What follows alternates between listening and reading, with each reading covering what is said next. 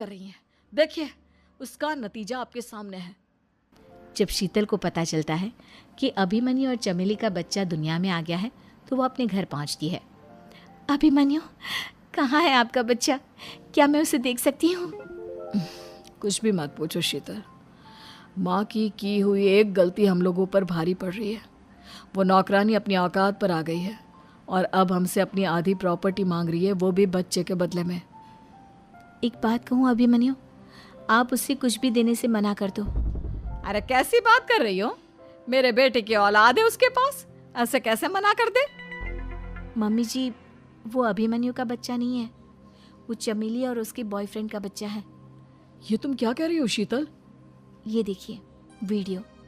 चमेली और उसका बॉयफ्रेंड आपस में बातें कर रहे हैं कि उन दोनों ने मिलकर आपको बेवकूफ़ बनाया है और अब इस बच्चे के बदले आपसे प्रॉपर्टी भी हड़प लेंगे। हे भगवान, ये मुझसे क्या हो गया? ना तो बच्चा मिला और अपने बेटे की नौकरानी के साथ शादी करवा दी सो अलग। अब क्या होगा?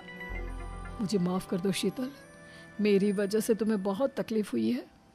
अभिमन्यु, मैंने कहा ना, उस नौकरानी को उसके बच्चे सहित इस घर से बाहर निकाल दो। लगता है मेरे अभिमन्यु का बाप बनने का सपना अधूरा ही रह जाएगा। अभिमन्यु, अपनी मम्मी से कहो कि परेशान ना हो। आपको याद है एक बार हम एक IVF सेंटर गए थे, मैंने फिर से वहाँ जाकर बात की थी और आपको पता है इस बार मैं प्रेग्नेंट हूँ, क्योंकि हमने वहाँ पर प्रोसीजर करवाया था जिसकी वजह से मैं प्रेग्नेंट हो गई थी और इस बात का पता मुझे बस कुछ महीने पहले ही लगा है। हमारा बच्चा इस दुनिया में आने वाला है अभिमन्यु। मुझे माफ़ कर दो शीतल बहू, मुझसे बहुत बड़ी गलती हो गई।